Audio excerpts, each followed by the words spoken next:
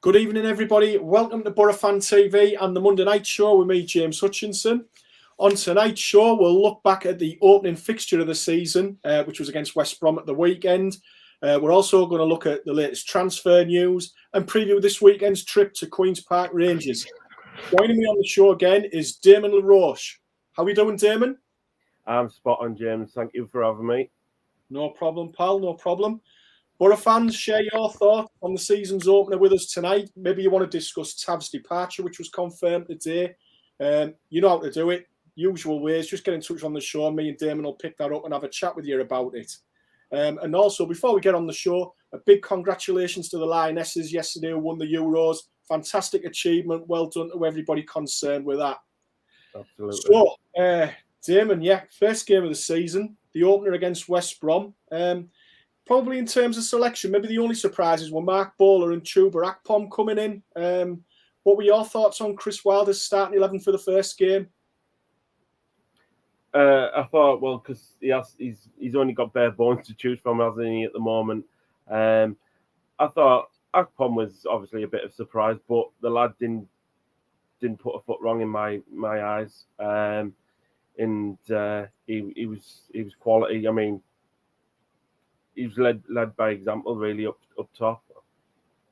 Yeah, I thought he had a good game, didn't he? Because you think of how long he's been away from the club. He only come back in a couple of weeks ago with the first team in terms of training, but he certainly put himself about, and he played a big part in the opening goal for us, didn't he? He did, and that's it. That's what we want. And he's looked like he's bulked up over the summer, and maybe the penny has dropped, as Chris Wilder said in his interview. Couple of loans away from the club in Greek football, bulked up over the summer, come back. He looks a different man, but this is just the first game. We're pretty heavy to judge straight away. So, yeah, it's a fair point, mate. David Olsen, thanks for watching, David. He's been in touch with us again. He said he was very surprised to see Akpom, but maybe he needed to see that he's not bigger than the club. Do you think maybe in a way, though, Damon, that the way that Boro play under Chris Wilder may suit Chuba Akpom more than when he was here under Neil Warnock, when maybe the ball was getting Falkner a little bit quicker and it was a bit more direct, you had to use a bit more hold-up play. Do you think the style of formation maybe suits him more under Chris Wilder? I think it does as well, and it's a different attitude when you look at it, like with the managers, isn't it? Neil Warnock was very aggressive in his tactics. I think Chris Wilder's a bit more laid back. He puts his arms around players, says, "Come on, lads, let's do this." We're down to the bare bones. We need you, basically. And obviously, he's put out and he's done a great performance. Mm-hmm. Yeah, we're going to talk about transfer speculation later on, but talking to centre forwards, and Chris Blood's picked up on this. Thanks for getting in touch with the show, Chris. He's just said, what about the lad which is Yorkeress from Coventry? Obviously, a lot of people have seen the goal he scored against Sunderland, which I think we were all pleased about yesterday. But he's saying that he's exactly the sort of player that we want to bring into the club, someone willing to collect the ball and shoot from all sorts of ranges. I know Coventry have been in the past, I think, linked with asking for around about £20 million for Yorkeress. Would you be willing to go to, say, 15, 20 million for him, or do you think that's too much of a gamble and maybe similar to what we've done in the past with players like Assomba Longa? Would you go down that route or not, Damon? Yes, I agree with you, James, to be honest. I like Gorka as much as the next person, because when he was here last season, he absolutely battered us, didn't he? I think it'd be great fit for Middlesbrough Football Club, but will the club spend 15 million and it could potentially be another failure like a Sombalonga and stuff? I don't think that club is in the position now to do that. We have 25-30 million off them two deals from Tav and Spence, and I think he's been shrewd and wise with the targets that he's looking at. Yeah. I mean, back to Saturday's game, Damon, I thought the first 45 minutes, bear in mind it was the first game of the season, I thought we looked really quite slick, cohesive, movement was good. It was a really good opening 45 minutes, wasn't it, mate? It was, and I was like, I was in awe really watching it. I thought we were playing like Barcelona at times, the tiki-taka passing. I think we're fantastic with it. And can I just say though, Darren Lenihan, what a leader he is. A free transfer from Blackburn Rovers, and he's a magnificent player. Some of the balls he was picking out, and he was every time he was passing the ball, he was shouting here, go there, and he was just everywhere. Yeah. Nick Felfoldy's got in touch with us as well. He said, what we need is a striker that can tap them in, not just to get the long-range goals. I think he's referring to some of the chances that went begging in that first half on Saturday. And I think the provider for a lot of those chances, Damon, was Ryan Giles. And I mean, I think he's impressed a lot of people in pre-season. But again, especially in that opening 45 minutes on Saturday, and I think maybe West Brom knew the threat there because it maybe opened up a little bit of space for Isaiah Jones on the other side, but they still struggled to contain Giles, didn't they?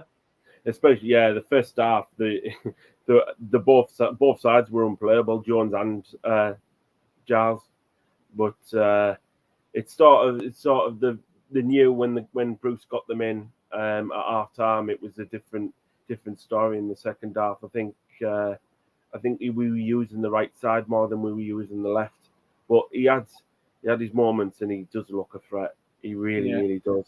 And as we touched on it before we come on air tonight, James, he'll be a huge part for us this season. Definitely, mate. And I suppose, and everybody's known all along the issue is with strikers and trying to bring players in.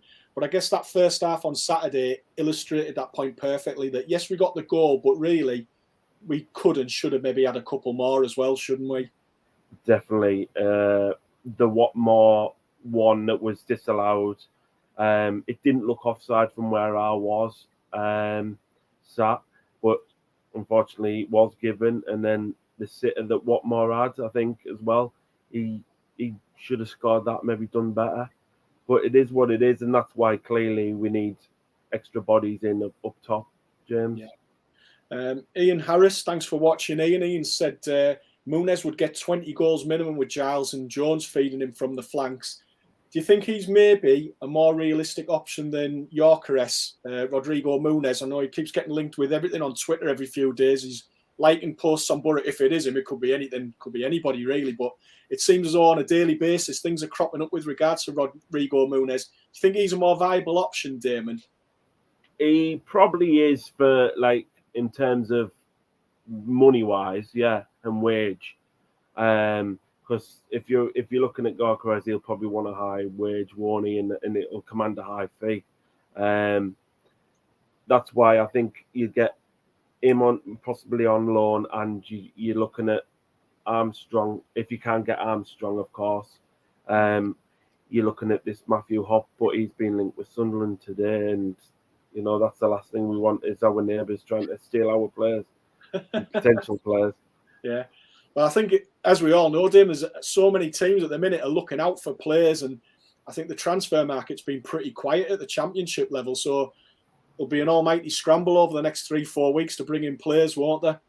There will be, and as I said, it's a slow market for us in terms of how we get these players in, because I've seen other teams have been very quick on the uptake to get these players in that they want, and with us it just seems to drag. Take the fourth one. I know it's over the line now, it's done and dusted, but I think it was announced we were interested in him on the Monday. He was coming for a medical, and it was until Thursday we got the deal done. And Burnley, our neighbours and potential promotion rivals, they got this Brazilian player in, and it was he was linked with him one day and then he was signed the next day. So there's terms of people do different things on different days, don't they? So we just got to play the waiting game and hope and trust in what Wilder's doing in the backroom stuff. Yeah. Do you think a lot of that is though down to money? Because obviously financially we can't just throw silly money at players into our other clubs in terms of who we bring in for fees or for their wages. We've got to balance the books, and financial fair play is still a big issue, and apparently we sail pretty close to the wind on that. So it's a case of we've got to make sure we get value for money, don't we? We do, and it's a huge factor as the financial fair play, as I said, and with signing these players, it commands a high transfer fee, because the clubs are seeing how we've sold two players. They're saying, oh well, look, Middlesbrough have got 25-30 million. We'll ask what, 15, 20 million for one player, 15, 8, 9 million something for another player. So they're looking at that and they're thinking, oh, well, we'll take Middlesbrough for all that they're worth. Yeah. We've mentioned about centre forwards, and we'll get back onto the West Brom game in a little while. But David Jackson's sent in quite a valid point here, Damon. He said here, my lads' fear, hi lads, my fear is if Coburn goes out on loan, he'll be another Danny Graham, and we'll never see him play for Boro again, or maybe reproduce the form he did at other clubs as he did when he returned to Boro. But people have mentioned that Coburn may be going out on loan. Watmore could be leaving. Obviously, we are down to the bare bones with forwards at the minute. What's your thoughts on those two players in particular, Josh Coburn and Duncan Watmore? Would you like to see both stay, or do you think they'd probably benefit from a move elsewhere? What's your thoughts, Damon? I mean, was the talk last year, wasn't there, about Coburn going out on loan and stuff? And then obviously he scored that goal against Tottenham and all was forgotten. But I think personally he could do with a loan. Whether that being in the Championship, another club, say, because Watford, as I said, were linked with him in the news. I think that potentially could be not good. I'd rather see him go to a Sheffield Wednesday in League One and do better there, and then come further up, and then see then. But as far as Watmore goes, you got to think he was a free transfer coming in. We signed him for nothing. If we get a fee for him, even if it's a small fee, every player has his price, doesn't there? So, and no player's bigger than the club. So, if we get the right players in, potentially, I'm not saying I'd be happy to see him go because I like them, but it's business at the end of the day. Yeah. David Sayers said, I like both Josh and Duncan, but they are better impact players. Chris Sykes, thanks for watching again, Chris. He said, I think we've done well in the players we've got in, but I do think Coburn needs a loan deal. And Paul Nicholas, he's another point, just going back to Chuba Akpom. With Coburn and Watmore possibly going, does that mean Wilder sees Akpom in his future plans? Do you think Chuba Akpom will be part of Chris Wilder's plans, Damon? I think he could be. Yeah, I think he's put him. He's on Saturday. He hasn't done himself any justice, has he? He's done really well. So, it doesn't hurt his confidence. I think he's possibly put an arm around him and said, "Look here. I want your ears, son. So, you put the graft in. You'll get on the field each week, or for these cup games that we need them. That's what it's about, isn't it? So." Maybe he's thinking he might need to rotate for cup games and to show. Yeah, I like Akpom. Don't get me wrong. Yeah. Going back to Saturday's game, Damon, obviously the first 45 minutes was fantastic. Boro played really well, and maybe the break came at just the wrong time for us because West Brom were a transformed team in the second half. What do you put that down to? Why do you think things changed so much after half time? I think it was just probably tiredness in the end, coming off pre-season games as well. I'm not making excuses for them by all means, but look, we didn't lose at the end of the day. We got a point against possibly another promotion rival. Yeah. It was going to be up there, and definitely second half there were more than threat. We could have easily lost that game. For me, but I was going to say, Tim, you've got to take into account that they're a good side, and you look at the players. I mean, for me, you looked at who they brought on in the second half. They brought on DK, who I know is just coming back from injury, but a fantastic centre forward he is. They brought on Grady Diangana.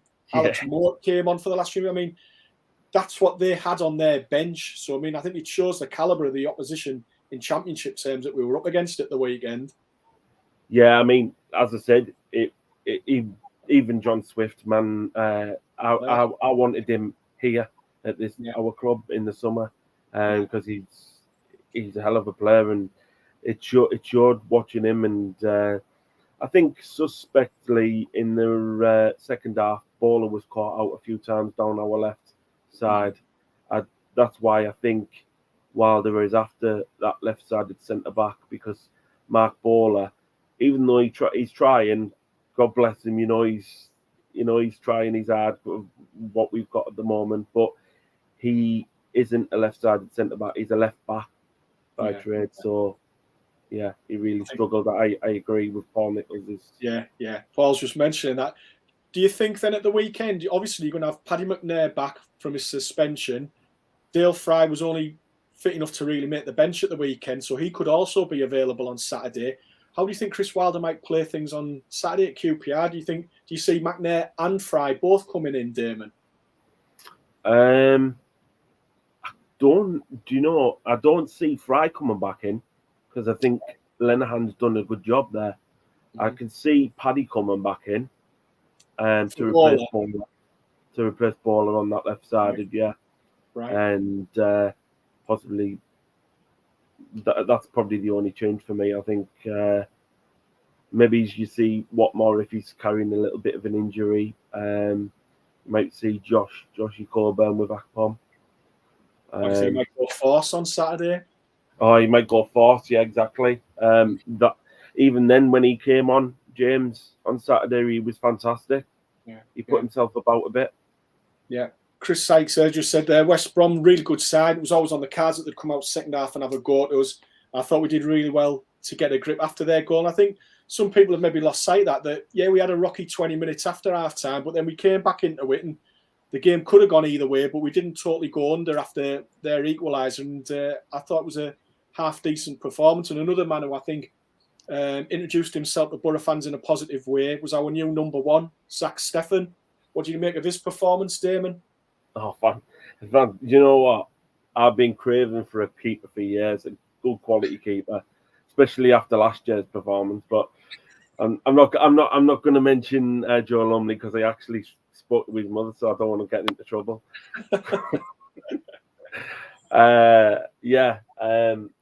Steffen is unbelievable. That save in the first half when he made a straight pass, was it, James? It was, out on the wing, Yeah, and he almost got lobbed and he tipped it onto the bar, and that was a fantastic save. And he made a few saves in the second half as well.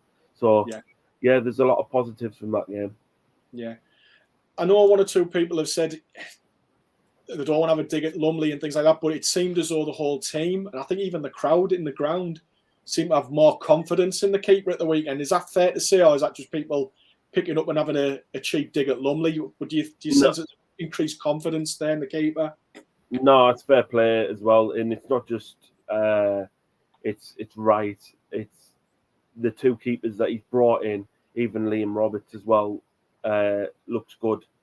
Even in the warm up, when I watched him in the warm up, and obviously in pre-season I've watched him, he's magnificent, and that means I don't think Lumley will end coming back. Even though he's on loan, I don't think he'll come back. I think there'll be agreement in place where he stays, where he is.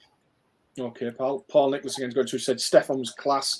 We would have lost Saturday's game if it was last season, and Dykesdale also had a decent game on Saturday. He said he saved us a couple of times. Another thing from Saturday, take away from that occasion, Damon, was the atmosphere and the spectacle created inside the ground, particularly by the South Stand. I thought before the game, absolutely outstanding that. And I mean, I think the players then fed off that, especially in the first half. But again, it just added to the whole occasion, didn't it? It did. And seeing that and the music blaring out, it just gives me chills, James, just thinking about it. It was excellent. I don't know what you thought yourself seeing it, but it was just, honestly, I was in awe. And that's why we love our club, isn't it? So for them moments, I felt sorry for the people holding the banner up. They couldn't see the pitch. No, I thought all credit, we look very good, and it seems season on season they just get better and better and better. So full credit to everybody involved in that with the display, and I thought it was can just say and to acknowledge the people who were passed away as well, which is a credit of the football club as well. Yeah. Neil Cowan, thanks for watching again. Neil said it's the same old story. We had one up top and couldn't finish them off. But on a positive note, any potential strikers coming in must be rubbing their hands at the thought of the service they'll get from the flanks. At the end of the day, it was a point against West Brom. So how do you evaluate that, Damon? It's a point. It's a point well earned. I mean, you know, we're gonna have the. This is why we're in the championship. This is why we play championship football. Is for big games like that. I mean, yes, it's the opening game of the season. It could have been a hell of a lot worse. We could have started with a defeat.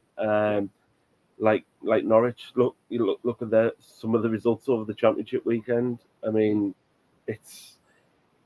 that'll be continuously throughout the season, so you'll get these shock results, James. Yeah. But for me, it's a point well earned, and I was very happy with the performance.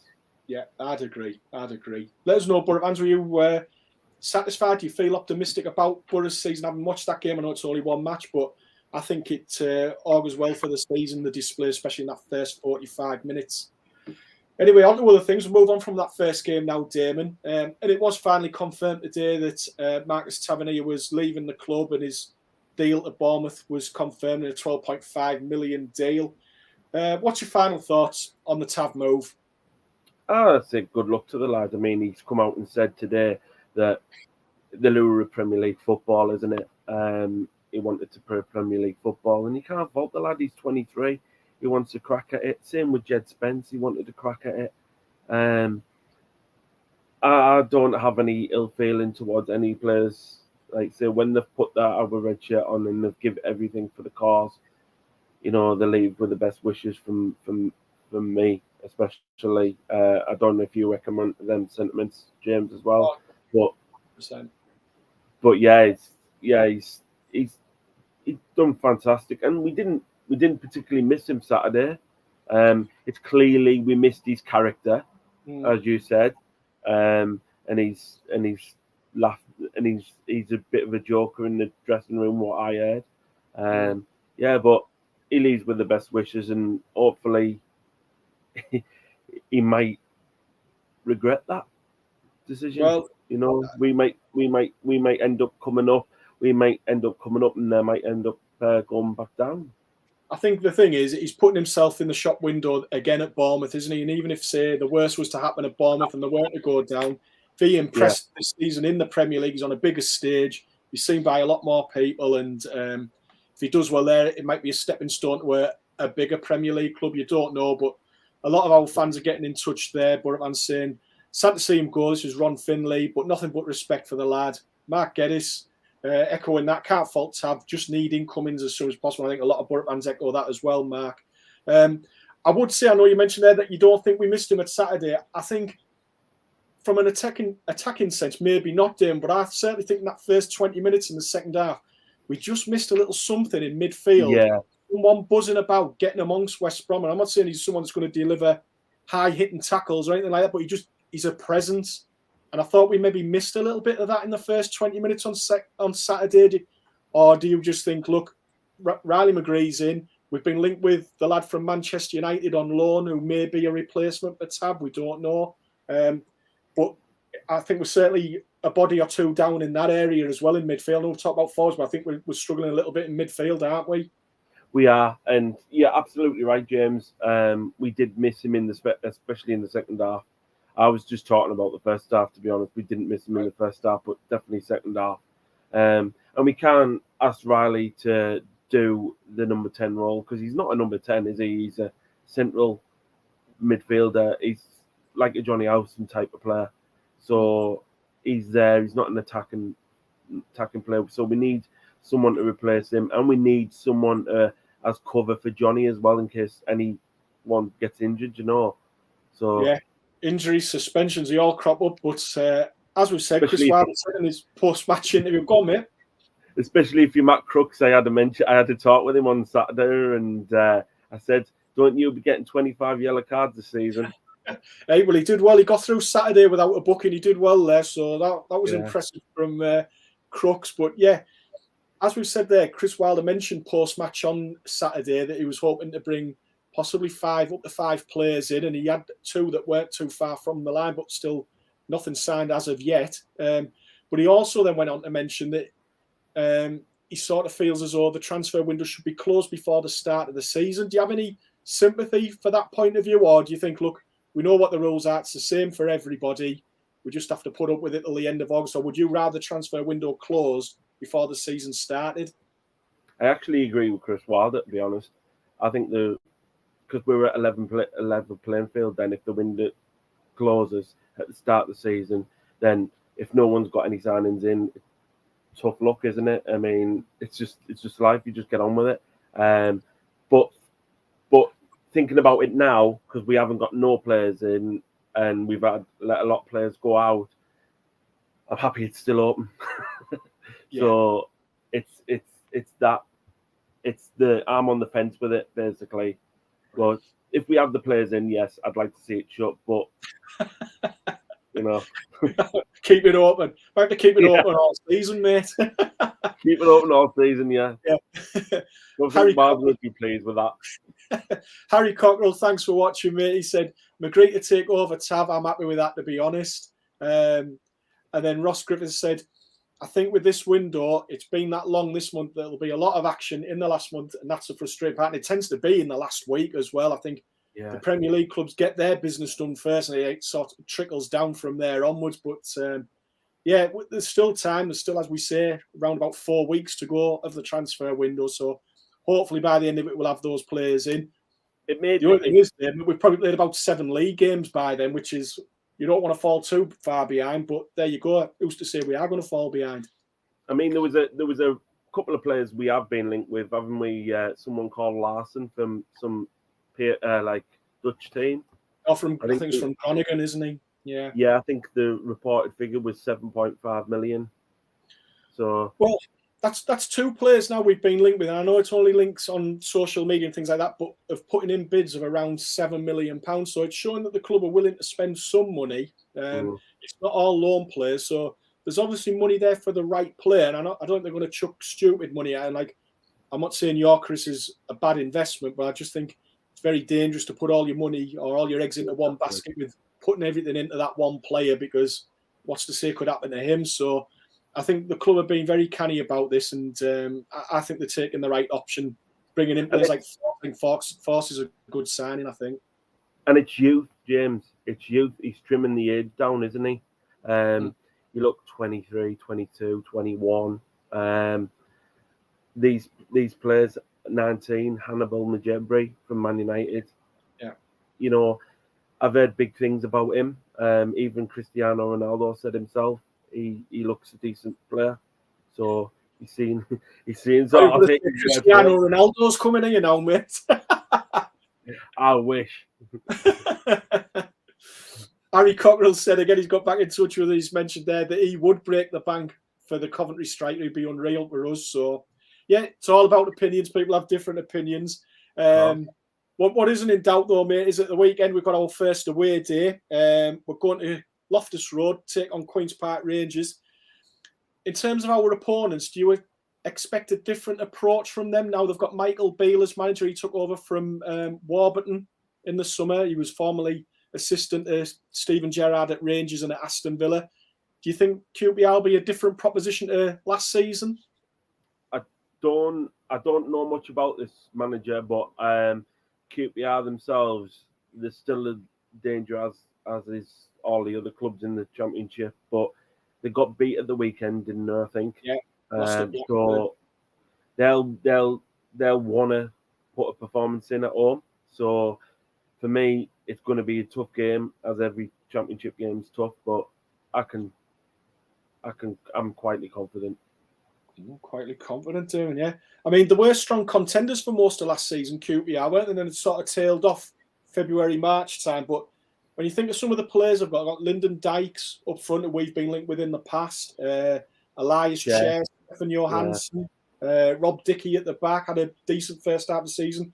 Then you've got our old favourite, Uncle Albert, still plying his trade. I think he's playing as a wing-back now, Albert Adoma. But how do you think over the course of the season they'll fare this year? What you're expecting from QPR over the season? Do you think they'll be contenders at the top, or do you think it might be a transition? No, I don't think they'll be contenders at the top. I think in my predictions, I'll put them in 14th. So I can see them not struggling, but bang average, really. Right. Interesting.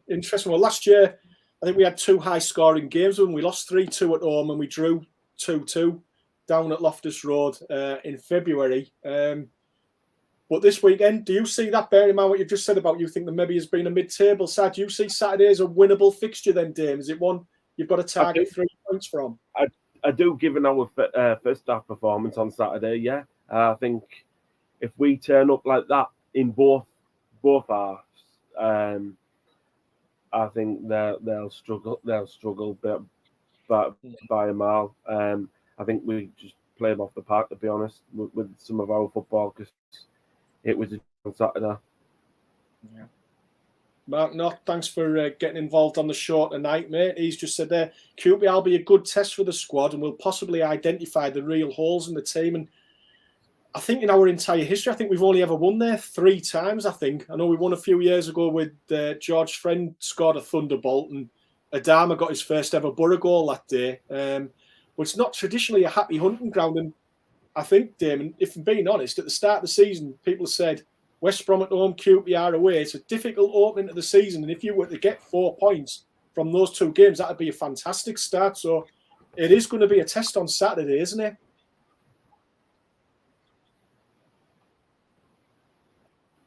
Yeah, yeah, absolutely. I mean, it's it's again, it's 2 different teams, isn't it? It's 2 different sides, 2 different tactics, different manager for them, so they'll want to put a good performance in, and it's going. Like I say, every game's tough in this league, James, but I'm quite confident we can go down to Loftus Road and whatever it's called, Keelan Prince Foundation Stadium nowadays, and get a result. Yeah. Okay. Well, Liam Wilde, I know we've been talking about transfer speculation, but I think we'll struggle to bring in Ella Toone and Alicia Russo for Saturday. I don't think they'll be in the starting 11, mate, somehow. But yeah, predictions, Damo. What do you reckon? Saturday, then you're quite confident we're going to get something down there. What's the score going to be at Loftus Road on Saturday? I'm going to go 3-1 Boro. Oh, that's confident. That's 3 goals away from home. So, who's the striker's going to be up front on Saturday then, Damo? I think. Do you know what? I say I'm going to go with. I think he's going to play Force.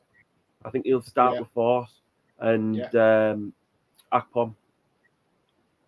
Yeah, Force and Akpom. Yeah, who'd have thought that a few weeks ago? That would be Akpom forward line. Akpom.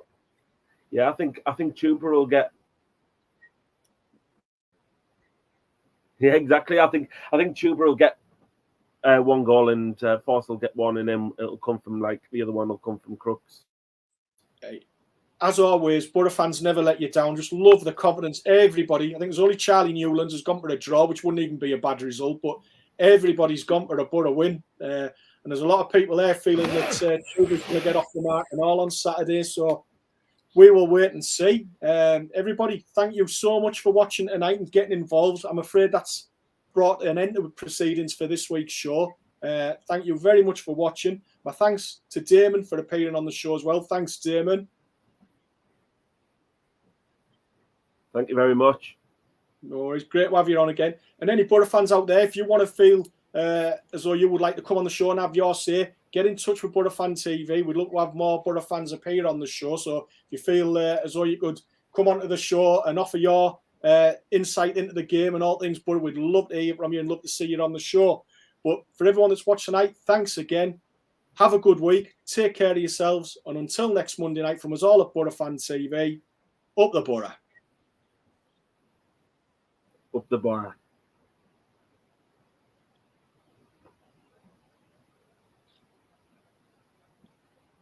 Cheers, mate. Thank you very much.